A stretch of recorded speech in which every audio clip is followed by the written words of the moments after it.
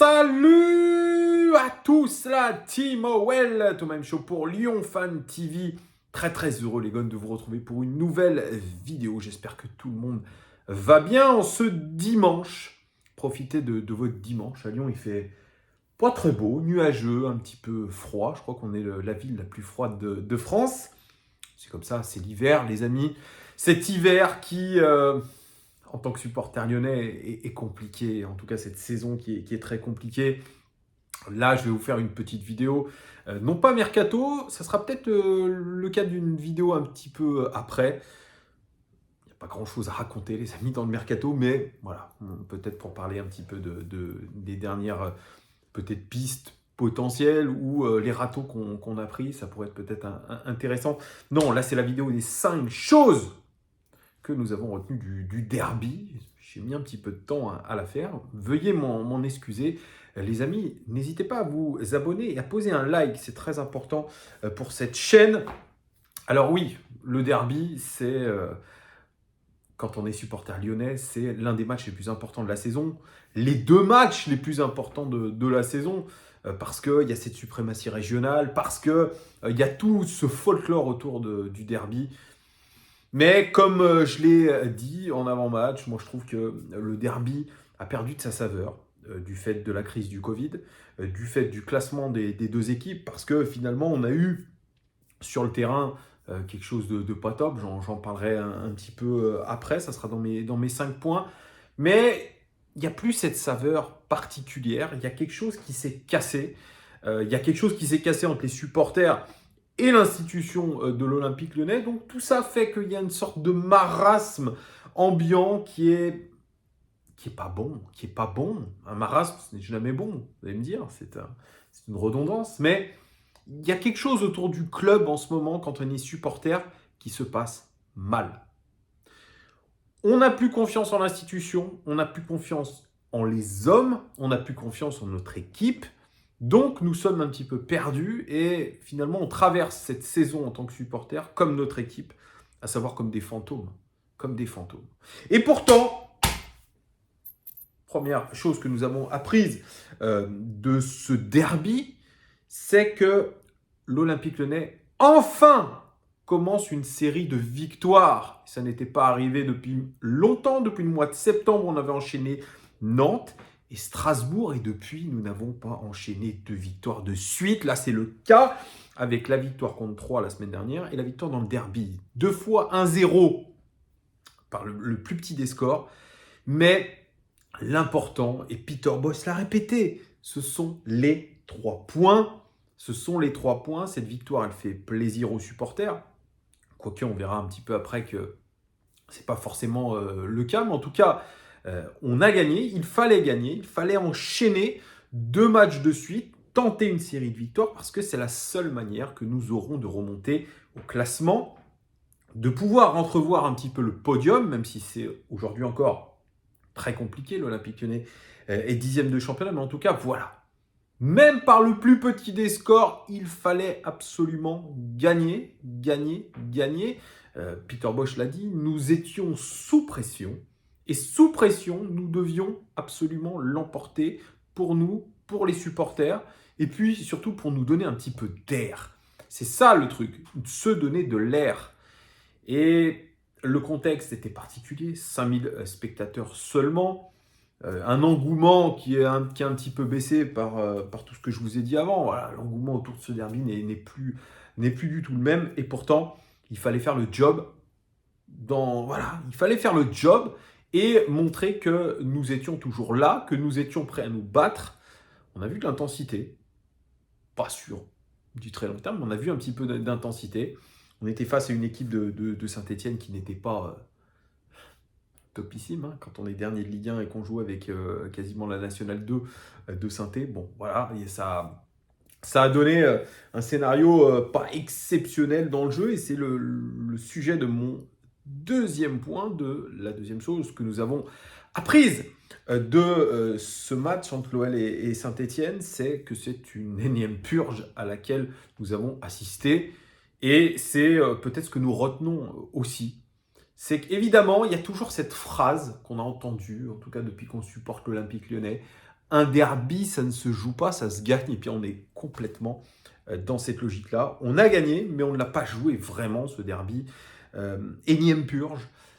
On a un petit peu envie de dire que c'est dû un petit peu au système de Peter Bosz mis en place avec ce système à 3 ou 5 défenseurs, avec des absents qui sont à la canne, avec pas de véritable excentré, avec des joueurs qui doivent normalement être dans la créativité, qui ne sont pas bien, qui ne sont pas en forme, avec, voilà, je dirais un jeu stéréotypé, en U, beaucoup en U, on arrive, on fait tourner la balle, ça me fait penser un petit peu, dans une moindre mesure, au PSG de Laurent Blanc, qui faisait toujours tourner sa balle, ça ronronne, ça ronronne, ça ronronne, ça ronronne. On était face à un bloc extrêmement complet, extrêmement compact, euh, avec deux lignes de joueurs et deux lignes de joueurs de synthé qui étaient vraiment hyper compactes. Hein. On avait vraiment très peu de solutions dans l'axe. On n'arrivait pas vraiment à se procurer des occasions. On a attendu, je crois, la 37e minute quasiment, ou peut-être un peu avant avec la frappe de Dubois pour se créer une occasion. C'est pas acceptable. C'est pas acceptable face à une équipe qui est 20e du championnat, qui aligne son équipe bis, même plus que bis. C'est compliqué. C'est compliqué aujourd'hui de se dire que l'Olympique Lyonnais, qui est 10e de ce championnat, avec un effectif qui est quand même de qualité malgré les absents, eh bien, se heurte à une équipe de Saint-Etienne et n'arrive pas à trouver la faille. C'est inquiétant. C'est ce qui aujourd'hui ne nous rassure pas en tant que supporters. C'est qu'on a l'impression que dans le jeu, on régresse. Il n'y a que Peter Bosz qui nous dit que depuis le match contre Lille, il voit des progrès. Moi, je ne vois pas vraiment de progrès dans le jeu. Il faut arrêter de déconner. Il y a des absents, certes. Mais la philosophie de jeu de Peter Bosz, soit elle n'est pas assimilée, soit on n'arrive pas vraiment à la mettre en place. On a fait un pressing pendant 15-20 minutes et ensuite tout s'est écroulé. Est-ce que c'est physique?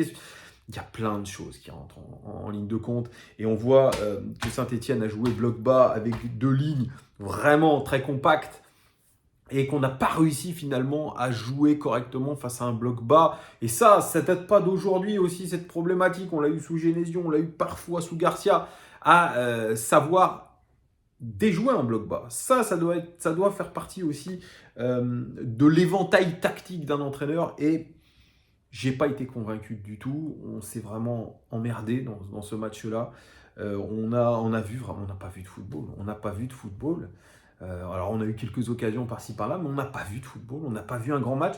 Moi je disais qu'on avait vu l'un des pires derbys de l'histoire de la Ligue 1. Ben, franchement, j'ai peut-être pas vu tous les derbys. J'ai que 35 ans, bientôt 36. Mais de mémoire, je n'ai pas souvenir d'avoir vu une purge pareille dans un derby depuis très longtemps. Voilà, mais c'est comme ça, mais vous me direz, on l'a gagné quand même, ce derby. On retiendra, pardon, on retiendra que ça. Troisième chose que nous avons apprise de ce derby, c'est qu'Aouar et Paqueta sont dans la nasse. Surtout Aouar. Aouar, c'est celui, en tout cas, dans la ligne d'attaque, parce qu'on a aligné Aouar, Paqueta et Dembélé devant. C'est celui dans la ligne d'attaque aujourd'hui qui cristallise beaucoup d'amertume, qui cristallise beaucoup de débats, qui cristallise beaucoup de critiques, parce que ce joueur-là, ça fait depuis 2017 qu'il est professionnel à l'Olympique Lyonnais, qu'il a eu une ascension plutôt pas mal. Il nous a fait de grands matchs, notamment en Ligue des Champions, Final 8, aussi face à Manchester City, notamment en Ligue des Champions sous Genesio, quand il était associé à Tanguy Ndombele. Il avait cette progression-là. On disait qu'il avait un caractère un peu spécial. Je rappelle qu'il avait été mis sur le banc de touche par Bruno Genesio contre Barcelone, parce que dû à un comportement un petit peu douteux, et puis il paraît qu'il avait traîné ensuite des pieds pendant 3 semaines à la suite de ça. Un garçon boudeur, un garçon qui, je pense, se croit un petit peu au-dessus des autres techniquement. Un garçon qui a eu le privilège d'être l'un des vice-capitaines de cette équipe, qui a toujours ce privilège-là. Un garçon qui a toujours eu la confiance de ses coachs. Ouais. parce qu'il voit en lui quelqu'un qui est technique, quelqu'un qui est capable de faire la décision, quelqu'un qui est aussi capable de créer des situations à lui tout seul. euh, Parce que moi, je n'oublie pas quand même que c'est un garçon qui, quand il est en très bonne condition, a une capacité d'accélération sur les premiers mètres qui est assez impressionnante. Moi, je me rappelle quand même de certains matchs où vraiment il avait été impressionnant. Quelqu'un qui a une vista, qui a ce sens de la passe. Et quelqu'un aussi qui avait, par le passé, quand même un sens du but. Jamais avec des grosses frappes de balle, mais moi j'ai en souvenir le but de la victoire contre Leipzig, s'est enroulé dans la lucarne, ce but contre Marseille, où il sort à la mi-temps, je crois, ou quelques minutes plus tard, parce que je crois qu'il avait une angine et qu'il a été ensuite hospitalisé. Il y avait tout ça chez Houssem Aouar qui faisait que c'était le petit prince lyonnais, qu'il pouvait prétendre à un avenir radieux, même en dehors de l'Olympique lyonnais. C'est d'ailleurs, je pense, que ce qu'il voulait lui, ce que son entourage aussi voulait absolument, c'est-à-dire le voir briller ailleurs. On a parlé d'Arsenal, on a parlé du Real Madrid. Il a eu aussi ce bref passage en équipe de France, où finalement il n'aura fait qu'un match contre l'Ukraine. Et Didier Deschamps dira, écoutez, avec Houssem, il est venu, on a vu des choses. Ça n'a pas dit plus que ça, il n'a jamais été rappelé. Si on doit faire aujourd'hui le parallèle, c'est pas le même âge entre Nabil Fekir, qui est aujourd'hui du côté du Betis, même du Fekir quand il était à l'Olympique Lyonnais et d'Houssem Aouar, il y a un monde de différence entre les deux. Voilà. Houssem Aouar aujourd'hui ne semble pas avoir progressé, en tout cas il stagne, voire il régresse. Et c'est ça qui est inquiétant. Quand on le voit devant la cage, les amis, deux occasions avec des frappes toujours les mêmes, des espèces de plats du pied dégueulasses, rater des occasions. Alors bien sûr, il s'en crée des occasions, il a marqué beaucoup de buts avec l'Olympique Lyonnais, il a fait beaucoup de passes décisives, mais ces occasions qu'il a, et qui sont toujours les mêmes, on se dit, mais qu'est-ce qu'il fait à l'entraînement? Que travaille-t-il? Ce plat du pied, il faut l'arrêter à un moment donné. Mais un grand pointu, mais une grande frappasse, c'est pas grave. Mais change, change, change. Tu fais toujours la même chose. Il se crée des occasions, il est dans la surface de réparation, il a mis quelques beaux buts cette saison. Mais c'est toujours de l'inconstance, c'est du courant alternatif. C'est tu le vois 2 minutes dans un match, ensuite 5 minutes.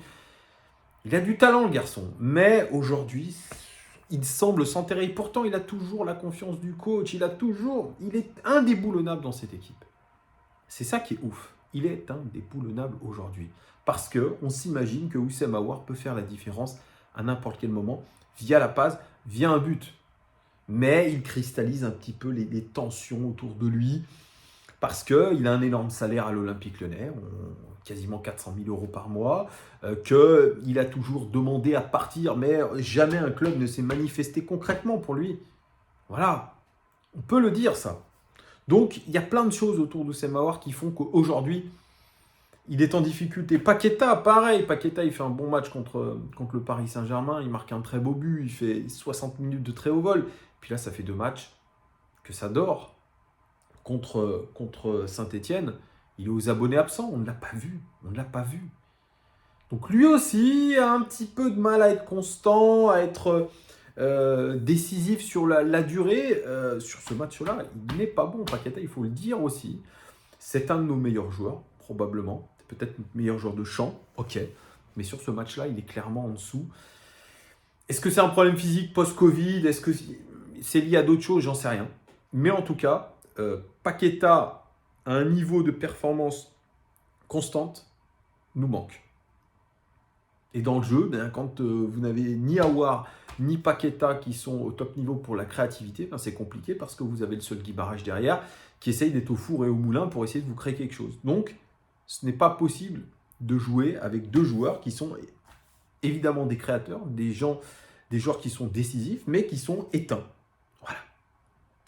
4e chose que nous avons apprise de ce match, c'est que Peter Bosz, enfin, assume de vouloir désormais gagner petit bras. Oui, il l'a dit, moi, écoutez, si on gagne 1-0, tous les matchs 1-0 jusqu'à la fin de la saison, je serai content.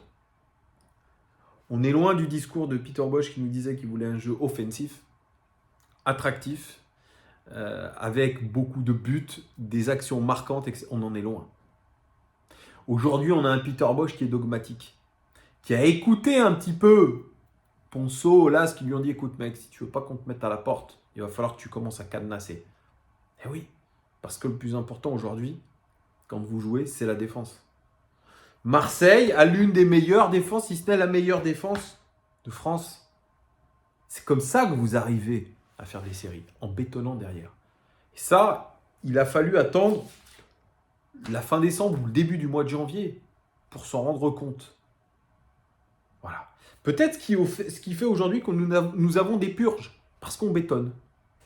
Et le dogmatique Peter Bosz, qui disait dans SoFoot, ah non, mais moi, si un président me dit, écoute Peter, moi je veux que tu viennes, mais par contre tu joues la défense, il a dit, mais ce président-là, il ne m'aura jamais. Ben, voilà. Il s'est remis en question, il s'est dit, maintenant je suis obligé de toute façon de changer un petit peu mon braquet et gagner petit bras. Mais est-ce qu'on va pouvoir gagner comme ça souvent? Je pose la question. Je ne crois pas. Je ne crois pas aujourd'hui qu'on puisse gagner que des matchs 1-0. Je serais très content si c'était le cas. Je serais très content en tant que supporter parce qu'on aurait des résultats, mais peut-être moins dans le jeu. Ok. Mais aujourd'hui, je pense qu'il faut faire un choix.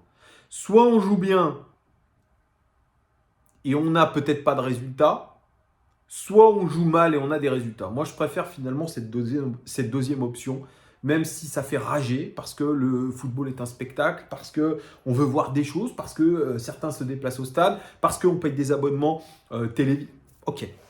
Mais pour la santé du club, sportive et financière, on a besoin de gagner des matchs. Et Peter Bosz, il est obligé de faire aujourd'hui du Rudy Garcia. Et encore, Rudy Garcia, je trouve que ça jouait mieux.